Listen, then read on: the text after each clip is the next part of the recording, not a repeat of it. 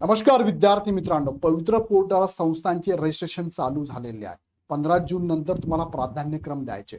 प्राधान्यक्रम देत असताना महत्वाचा मुद्दा आहे की तुम्ही सेल्फ सर्टिफिकेशन ज्या पद्धतीने केले त्यानुसार तुम्हाला इथे शाळांचे माध्यम येणार आहे. सेल्फ सर्टिफिकेशन जर चुकलं तर येणारे माध्यम सुद्धा त्यानुसार जर आले आणि तुम्ही त्यांना प्राधान्यक्रम दिलं, तुमची निवड झाले, तर तुम्हाला डॉक्युमेंट व्हेरिफिकेशनला प्रॉब्लेम येऊ शकतो.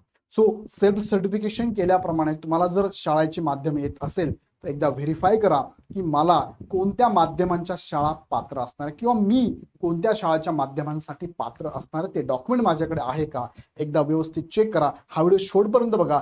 या संदर्भात तुम्हाला काही डाऊट असेल कमेंट बॉक्समध्ये टाका. ज्या टॉपिकवर जास्तीत जास्त कमेंट येतील त्याच्यावर सेपरेट मी व्हिडिओ नक्की घेऊन येईन तुमच्यासाठी. हा व्हिडिओ शेवटपर्यंत बघा. तुम्ही पण बघा. खूप मेहनत केली, खूप GR चेक केले, पाठीमागचे सगळे GR चेक केले आणि शेवटी एक GR जो आहे त्या GR वर तुम्हाला ही सगळी माहिती होते. पाठीमागचे GR सुद्धा माझ्याकडे अवेलेबल आहे, पण तुम्हाला त्या GR सगळा गुंतागुंत होऊन एकच GR मी तुम्हाला दाखवणार आहे. विथ प्रूफ दाखवतो आणि तो GR मध्ये सगळे पॉईंट डिटेलमध्ये एक्सप्लेन करतो. काही शंका राहणार नाही. GR तुम्हाला समजत नसेल ना तर माझा व्हिडिओ 100% समजेल आणि कळला तर मला कमेंटमध्ये नक्की कळवा, सर एकदम प्रॉपर कळलेला आहे. त्याच्या व्यतिरिक्त काही शंका मला कमेंटमध्ये कळवा. आता तुम्हाला बघा, शाळा माध्यम कुणाला कोणतं मिळणार आहे. जसे की भरपूर माध्यमाच्या शाळा आहेत. मराठी माध्यमाच्या, इंग्रजी माध्यमाच्या, हिंदी माध्यमाच्या, उर्दू माध्यमाच्या किंवा कन्नड माध्यमाच्या, गुजराती माध्यमाच्या भरपूर आहे. मग तुमची पात्रतेनुसार तुम्हाला कोणत्या माध्यमाच्या शाळा मिळतील समजून घेऊया. आता तिकडे जाण्यापूर्वी तुम्हाला मी सांगू इच्छितो की आता ज्या प्राधान्यक्रमाला तुम्हाला निवडायचंय त्या प्राधान्यक्रमासाठी आम्ही प्राधान्यक्रमापासून ते निवड होईपर्यंत सगळ्या मुद्द्यांवर तुम्हाला मार्गदर्शन करत आलेलो आहोत. युट्यूबला पण असणार आहे, पण इथे स्कॅटर्ड आहे. पण ह्या बॅच मध्ये तुम्हाला प्रॉपर मार्गदर्शन 1 to 1 काउन्सिलिंग सुद्धा आम्ही घेणार आहोत. आतापर्यंत जनरलाइज आहे, आता 1 to 1 काउन्सिलिंग पण चालू होणार आहे. सो ह्या बॅच मध्ये तुम्ही जर आलात तुम्हाला मी डिटेलमध्ये पण माहिती देऊ शकतो. युट्यूबवरती आहेच अवेलेबल, पण इथे तुम्हाला डिटेल 1 to 1 पण मिळणार आहे. त्याचप्रमाणे सीडीची बॅच आपण चालू करतोय, चालू केलेली आहे. तुमच्या माहिती जर कोणी विद्यार्थी शिक्षक असेल त्यांना कळवा. 6 सप्टेंबरला एक्झाम आहे. मराठी हिंदी मध्ये शिकवलं जाणार आहे. PDF स्वरूपातल्या नोट्स अवेलेबल आहे. टेस्ट सिरीज पण अवेलेबल आहे. सो खाली डिस्क्रिप्शन मध्ये ऍपची लिंक दिली आहे, डाउनलोड करून जॉईन करा. आता बघा, 1 by 1 एक्सप्लेन करतो. नीट बघा, व्यवस्थित बघा आणि शांततेने बघा, समजून घ्या. एकदम समजेल ह्या भाषेत तुम्हाला मी सांगतोय. पहिला प्रश्न बघा, विद्यार्थ्यांच्या पात्रतेनुसार शाळेचे कोणते माध्यम मिळणार. आता पहिली स्लाइड तुम्हाला एक्सप्लेन करतो, तुम्हाला सगळ्यात समजून जातील. बघा 1 by 1 चेक करूया आपण. बघा, पहिला मुद्दा आहे की शाळा माध्यम मराठी आहे. जी शाळा आहे ती मराठी. कोणत्या गटांसाठी आहे. वर्ग किंवा गट. वर्ग 1 ते 10 किंवा गट विचार केला तर 1 ते 5 घ्या, 6 ते 8 घ्या किंवा 9 ते 10. हे 3 गट आहे. ह्या तिघांच्या गटांसाठी मराठी माध्यमच्या शाळा आहे. कोण इथे पात्र होणार आहे. बघा, पात्रता काय, एक तर अनिवार्य, हे कंपल्सरी आहे सगळ्यांनाच, बरोबर. त्या गटानुसार, ह्या गटानुसार तुमची व्यावसायिक अर्हता असावी लागते, ज्याच्यामध्ये कदाचित DED असेल किंवा BED असेल, त्यानुसार चेक करा. शैक्षणिक अर्हता 12वी असेल किंवा ग्रॅज्युएशन असेल. TET आणि CD पेपर 1 असू शकतो, पेपर 2 असू शकतो किंवा दोन्ही असू शकता किंवा 9 ते 10 ला तुम्हाला नसेल तरी चालतं, बरोबर की नाही. आणि टेट तर सगळ्यांनाच कंपल्सरी ऑल लागणारच टेटचे स्कोर. ओके, हे तुम्हाला माहिती आहे, हे रिपीट मी करत नाही. आता महत्वाचा मुद्दा आहे, मराठी शाळेच्या माध्यमासाठी विद्यार्थ्यांची जी व्यावसायिक अर्हता आहे ती काय लागेल. इंग्रजी सह इतर कोणतेही माध्यमचे उमेदवार चालणार आहे. इथे मुद्दाम इंग्रजी टाकले, त्यांनी GR मध्ये पण उल्लेख केलाय. म्हणजे इंग्रजी असेल, मराठी असेल, उर्दू असेल, कन्नड असेल, कोणत्याही व्यावसायिक अर्हतेचे उमेदवार मराठी मीडियम साठी पात्र आहेत. मात्र अट पुढची जी आहे ती महत्वाची, ज्याला मी स्टार करतो, ही आहे 10वीची परीक्षा तुमचं माध्यम जे आहे ते मराठी असावं लागेल. आता हे कसं कळणार आहे. एकतर तुमच्या मार्कशीटवर सर्टिफिकेट असेल किंवा तुमच्या शाळेला विचारून घ्या की 10वीला परीक्षा जी तुम्ही दिली ती मराठी माध्यमची होती का. आता काही मुलं विचारतात, सर मी मराठी विषय मराठीत दिलाय, मराठी विषय होता मला, बाकीचे विषय मला मराठीत होते, इंग्लिशमध्ये होते, उर्दू होते. ते एकदा समजून घ्या. तुम्हाला हे समजून जाईल, तो काही मोठा इश्यू नाही आहे. सो तुमचं 10वी ज्या माध्यमातून झालंय ते माध्यम जर मराठी असेल तर आणि तरच तुम्हाला मराठी माध्यमच्या शाळा मिळतील, अन्यथा मिळणार नाही. हे कंपल्सरी आहे. Got it. हा, आता दुसरी साईड समजायला एकदम सोपी जाईल. तुम्हाला शाळा माध्यम इंग्रजीसाठी पात्र व्हायचंय, त्यासाठी सेम गट पण तेच आहे.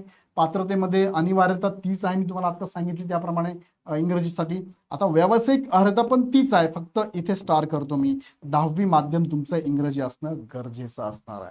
सेम तुम्ही जर गेलात हिंदी माध्यमची शाळा तुम्हाला जर घ्यायची असेल तर बाकी सगळं कॉमन ॲज इट इज आहे, त्यात काही बदल नाही आहे. फक्त 10वीचं माध्यम तुमचं हिंदी असावं लागेल. सेम तुम्ही इंग्रजी उर्दू माध्यममध्ये जर गेला तर उर्दू माध्यमच्या शाळेला 10वीचे माध्यम तुमचं उर्दू असावं लागेल. बाकी ऍज इट इज कॉमन, त्यात काहीही बदल नाहीये. पहिल्या स्लाइडमध्ये सांगितलं तेच कंटिन्यू आहे. म्हणजेच याचाच अर्थ तुमचं शाळेचं माध्यम कोणतेही घ्या, कोणतेही असेल, त्यानुसार 10वीचं परीक्षा माध्यम शाळा माध्यमानुसार असेल तर त्या माध्यमाला तुम्ही पात्र होणार आहे. बाकीचं गरजेनुसार सगळ्यांना कंपल्सरी आहेच. कळलं? हा पहिला प्रश्न कळला, एकदम सिंपल करून सांगितलं मी, काही अडचण नाही याच्यामध्ये. ओके, आता दुसरा जो प्रश्न आहे तो सांगतो बघा. सेमी इंग्रजी माध्यम जर तुम्हाला घ्यायचं असेल तर पात्रता काय असेल? मग मला कळलं सर, मराठी कळलं, हिंदी कळलं, इंग्रजी कळलं, गुजराती कळलं, कन्नड कळलं. आता मला सेमी इंग्रजी घ्यायचं असेल तर काय माध्यम असेल बरं? चला ते पण बघूया. सपोज तुम्हाला शाळा माध्यम सेमी इंग्रजी घ्यायचं आहे, बरोबर आहे. त्यासाठी वर्ग किंवा गट काय 1 ते 5, 1 ते 5 साठीच आहे बरं का सेमी इंग्रजी. पात्रता काय लागणार आहे? अनिवार्यता, त्यामध्ये व्यावसायिक अर्हता तुमची डीएड असणं गरजेचं आहे. शैक्षणिक अर्हता तुमची 12वी असणं गरजेचं आहे. टीईटी किंवा सीटचा पेपर नंबर 1 पात्र असणं गरजेचं आहे. आणि टेट तर कंपल्सरी सगळ्यांना लागणारच आहे.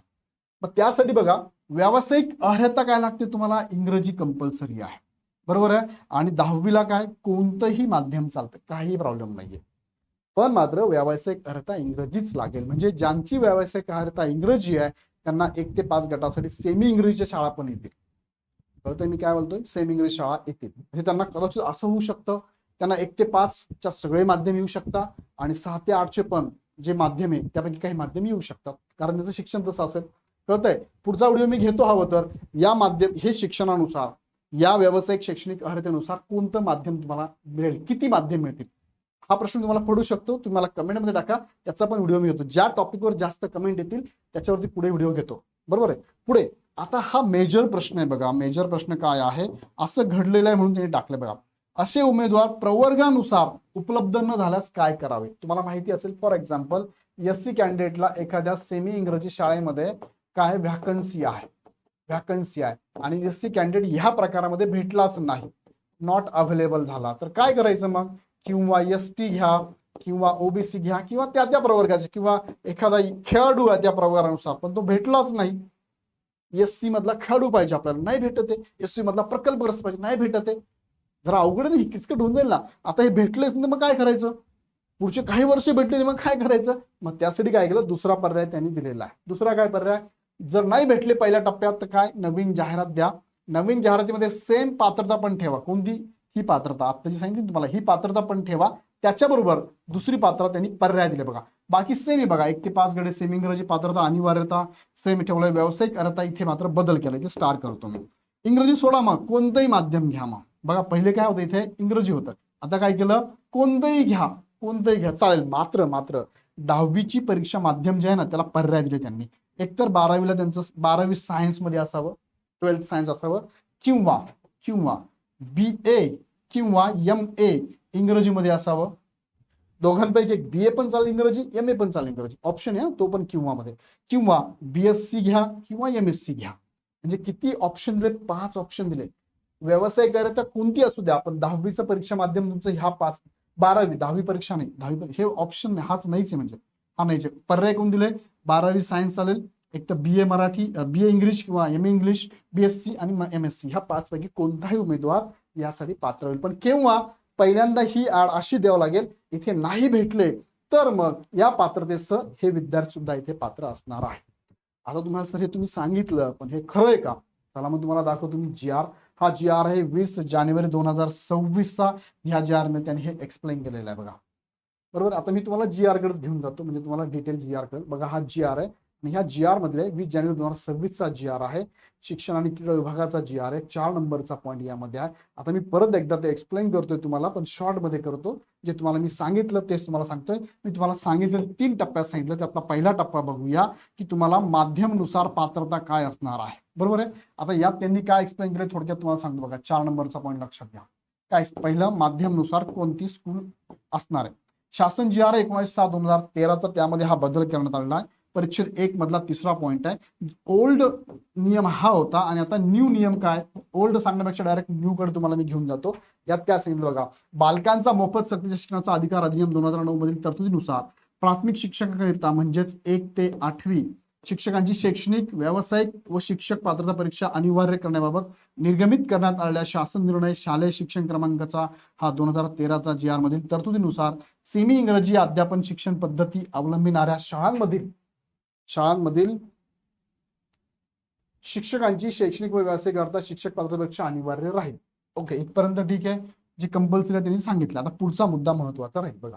आता दुसरा पहिला मुद्दा तुम्हाला बोललो ना माध्यम बद्दल, तो मुद्दा इथे बघा. काय? इयत्ता 1ली ते 5वी, 6वी ते 8वी, 9वी ते 10वी. आता ते शब्द टाकायचं राहिले बरं का. तुम्ही म्हणाल सर 6 ते 8 7वी कुठे गेली आहे, तो पण बरोबर आहे. या गटांसाठी त्या माध्यमाच्या शाळांकरिता शिक्षक उपलब्ध करून देताना त्या माध्यमाच्या कोणतेही माध्यम घ्या, मराठी, हिंदी, इंग्रजी, बरोबर आहे. व्यावसायिक अर्हता इंग्रजी माध्यमासह, म्हणजे कोणतंही माध्यम घ्या, कोणत्याही माध्यमाची शाळा असेल, कोणत्याही माध्यमाची शाळा असेल, त्यासाठी व्यावसायिक अर्हता काय असावं लागतंय? कोणतीही व्यावसायिक अर्हता चालते, कोणतीही. त्यामध्ये इंग्रजीसह कोणतं, इंग्रजी पण चालेल, इंग्रजी माध्यमासह कोणतेही चालते. त्या शाळांचे माध्यम, जसे की इंग्रजी माध्यमासह त्या शाळेच्या माध्यमांपैकी मराठी, उर्दू, कन्नड इत्यादी विचारात घेऊन उमेदवारांनी शाळांत परीक्षा ज्या माध्यमातून उत्तीर्ण केली आहे त्या माध्यमाच्या शाळेसाठी त्यांचे उमेदवार विकल्प विचारात घ्यावा. काय सांगितलंय? उमेदवारांचा शालांत परीक्षा म्हणजे यांचं 10वी महत्वाचं आहे. जे माध्यम तुम्हाला घ्यायचं आहे ते 10वीची परीक्षाचं माध्यम असणं गरजेचं आहे. ते उमेदवार त्यासाठी पात्र आहे. मी तुम्हाला हे एक्सप्लेन केलंय पहिल्या नंबरच्या स्लाइडमध्ये आणि त्यानंतर 3-4 स्लाइडमध्ये. हे झालं. दुसरं बघूया आपण सेमी इंग्रजीसाठी. बघा, दुसरा मुद्दा जो आहे तो सेमी इंग्रजीचा इथे तुम्हाला एक्सप्लेन केलाय. दुसरा मुद्दा कोणता आहे? सेमी इंग्रजीसाठी आहे. बघा, सेमी इंग्रजी काय मुद्दा आहे बरं याच्यामध्ये? इयत्ता 1ली ते 5वी या गटासाठी सेमी इंग्रजी विषयांकरिता व्यावसायिक अर्हता इंग्रजी माध्यमातून पूर्ण करण्याची अर्हता निश्चित करण्यात आली आहे. इंग्रजी माध्यम लागेल तुम्हाला. पुढे सांगितलं त्या सामाजिक प्रवर्गासाठी असे उमेदवार उपलब्ध न झाल्यास अशा रिक्त राहणाऱ्या पदांसाठी नव्याने जाहिराती देऊन, बघा, नव्याने जाहिरात देऊन या उमेदवारांसह ज्या उमेदवारांनी व्यावसायिक अर्हता इंग्रजी माध्यमातून पूर्ण केली नाही, मात्र 12वी विज्ञान किंवा BA-MA इंग्रजी किंवा BSc MSc अशा अर्हता धारण केली आहे, अशा उमेदवारांना पात्र समजण्यास मुभा करण्यात येत आहे. तेच तुम्हाला मी एक्सप्लेन केलेलं आहे. कळलं? आणि मग याच्या खाली हा 2 नंबरचा पॉईंट दिलेला आहे. हा 2 नंबरचा पॉईंट काय तो इथे तुम्हाला मी एक्सप्लेन करतो. बघा, हा GR मधला हा 2 नंबरचा पॉईंट आहे. उपरोक्त बदल हे शिक्षक अभियोग्यता बुद्धिमत्ता चाचणी 2025 नुसार करावयाच्या पदभरती संदर्भातील स्वीकारण्यात येणाऱ्या सर्व टप्प्यातील जाहिरातींसाठी, टप्पे असतो ना, पहिला टप्पा, दुसरा टप्पा, त्या सगळ्या टप्प्यांच्या जाहिरातींसाठी, तसेच त्यानंतर होणाऱ्या शिक्षक अभियोग्यता बुद्धिमत्ता चाचणीनुसार करावयाच्या पदभरतीसाठी लागू राहतील. याच्यानंतर भविष्यात टेट झाली त्यानंतर शिक्षक भरती झाली तर त्याला सुद्धा हे नियम लागू असणार आहे, असं ह्या GR मध्ये स्पष्ट सांगितलेलं आहे. आता हा GR मी तुम्हाला डिटेलमध्ये सांगितला आहे. यात काही शंका असेल, तुम्हाला काही डाऊट असेल, काही प्रश्नांची उत्तर तुमच्यापर्यंत पोहोचलं नसेल, कन्फर्म करायचं असेल तर कमेंट बॉक्समध्ये टाका. ज्या टॉपिकवर जास्तीत जास्त प्रश्न येईल त्यावरती सेपरेट व्हिडिओ घेतो. व्हिडिओ घेत असताना मला जर माहिती नसेल, माझ्याकडे GR नसेल, विथ प्रूफ नसेल, तर योग्य माहिती घेऊन विथ प्रूफ तुम्हाला मार्गदर्शन करेल. काळजी करू नका. आणि तुम्हाला महाराष्ट्रात एकमेव चॅनल आहे जे तुम्हाला विथ प्रूफ सगळ्या गोष्टी सांगतो, तुमच्या समोर दाखवतो, मी त्याचा अर्थ समजून सांगतोय तुम्हाला. मी कळलं तर मला कमेंटमध्ये नक्की कळवा. आणि या संदर्भातली डिटेल माहिती आम्ही आमच्या मेंटॉर बॅचमध्ये, मेंटॉरशिपच्या बॅचमध्ये पण घेत असतो. डिटेल 1-to-1 मार्गदर्शन करत असतो. ही बॅच पण तुम्ही जॉईन करू शकता. तुम्हाला सर युट्यूबवर सगळं अवेलेबल आम्ही करून देतोय, फक्त हे स्कॅटर्ड आहे, वेगवेगळं आहे. इथे तुम्हाला 1-to-1 काउन्सिलिंग पण असतं. बरं, याच्या मागे मेहनत आहे. हा व्हिडिओ घ्यायला हे सगळे GR मी चेक केले, सगळे GR काढले, प्रिंटआउट घेतल्या, जे महत्वाचे पॉईंट ते बाजूला काढले आणि मग निष्कर्ष काढून तुमच्या समोर घेऊन आलोय. सो विद्यार्थ्यांना मेहनत आहे, त्याच्यामध्ये मेहनत घ्यावीच लागते. सो नक्कीच तुम्हाला आवडलं तर नक्की जॉईन करा. अदरवाईज युट्यूबवरती आहे थोडंसं स्कॅटर्ड, मग तुम्ही थोडी मेहनत घ्या. स्कॅटर्ड पद्धतीने तुम्ही युट्यूबला पण बघू शकता. आता याबद्दल काही शंका असेल तर आमच्या टीमलाही तुम्ही कॉल करू शकता, किंवा तुम्हाला योग्य मार्गदर्शन हवं असेल तर बॅच पण जॉईन करू शकता. ह्या नंबरला कॉल करा किंवा ऍप डाउनलोड करा. खाली डिस्क्रिप्शनमध्ये ऍपची लिंक दिलेली आहे. पुढे आवडलं तर लाईक करा. तुमच्या कमेंट माझ्यापर्यंत पोहोचवा. काय तुमचे डाऊट असेल कमेंट माझ्यापर्यंत पोहोचवा. आवडला तर सगळ्यांना शेअर करा, ग्रुपमध्ये शेअर करा. पुढची अपडेट बघण्यासाठी चॅनल सबस्क्राईब करून बेल आयकॉन क्लिक करा. पुन्हा व्हिडिओ आपण नेक्स्ट व्हिडिओमध्ये. धन्यवाद.